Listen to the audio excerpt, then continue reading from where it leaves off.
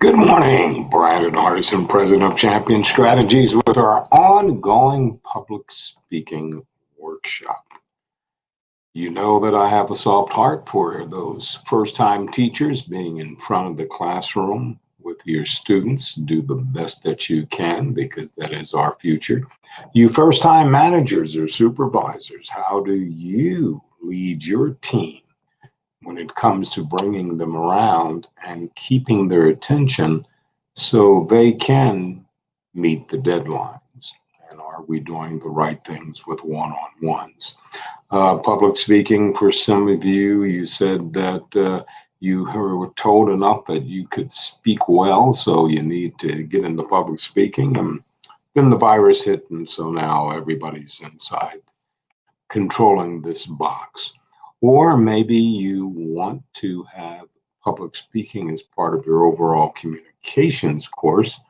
There are great 2-year, 4-year institutions. There are people that just specifically deal with public speaking, all of them for a cost. So peruse through, you'll see many of them out there. Or maybe you're someone who just likes to go through and find out information and content and see if you can incorporate it into what you're currently doing. So, whatever the reason why you're here, we're doing an ongoing workshop on public speaking. And some of it may pertain, some of it may not, some of it you may say, never really thought about before. So, let's get right to it. Today and tomorrow, I want to focus on how to improve your public speaking skills. So today we're going to start it off by simply just reminding you that even if you don't make regular presentations in front of a group, public speaking is a useful skill.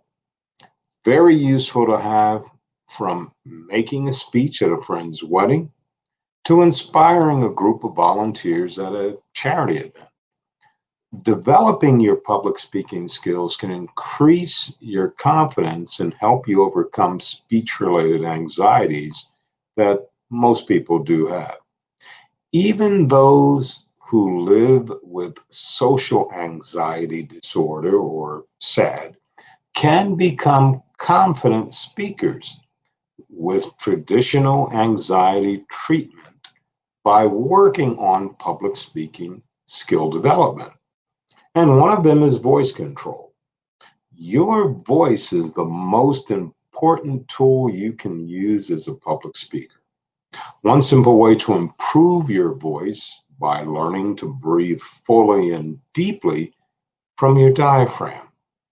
So, diaphragmatic breathing or belly breathing is essential for assessing your most powerful voice.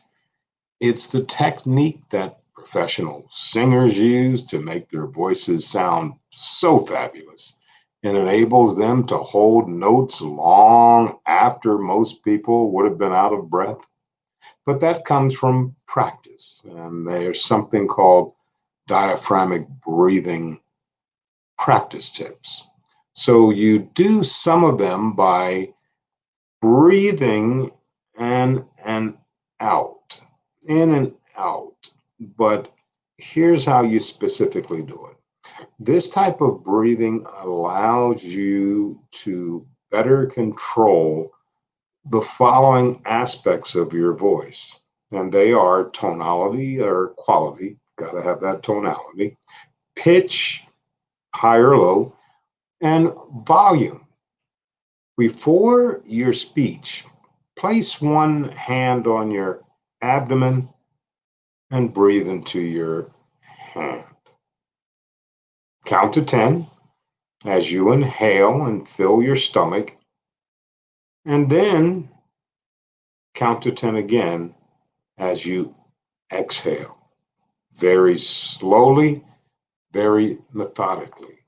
Remember to breathe from your diaphragm as you deliver your speech. By practicing that, will give you an opportunity to hold on to words as emphasis longer than other people can. Another thing is body control. By simply looking at our body language, it's your body's way of helping you communicate to the audience or to your team members without using words. It's the combination of facial expressions, gestures, movements that convey what's going on in your mind. But when we practice strong, confident body language, we help the presentation. Now, all of you've had that family member, that auntie, that uncle, that dad, that mom, and all they had to do was give you that look and you knew exactly what was going on. Well, the same way here, if you watch anyone who's in front of the audience, like actors, comedians, even people giving a presentation, even people of the cloth, but they do it with this body language to put the emphasis on what they were just saying. So by practicing this, we stand up straight. If you're physically capable of standing up straight, then make sure you stand tall and straight during your presentation. Assume the power position. If you're feeling stressed before your presentation, just take a moment to stand in a powerful position. Doing this for just a few minutes will raise your testosterone and increase your self-confidence while reducing stress and anxiety. And that's what you're looking for. One of the most popular poses is the superhero pose. We all have seen it. Put your hands on your hips, keep your chin up, looking into your face. Plant your feet firmly on the ground, shifting your weight from side to side can fill out your audience view while they're watching this pose. But all we're talking about is simply using body language to emphasize or to reinforce nonverbal communication. Now, once again, are there a whole lot of things we can do? Yes, but we just wanted to look at a couple of them this morning. Tomorrow we'll take a second part look at some other things that can help you when it's time for you to be in front of the room, whether it's teaching students, working with your team members, or actually doing it for the big bucks. So once again, Brandon Hardison, President of Champion Strategies, as always, imparting, you go out and make it a champion.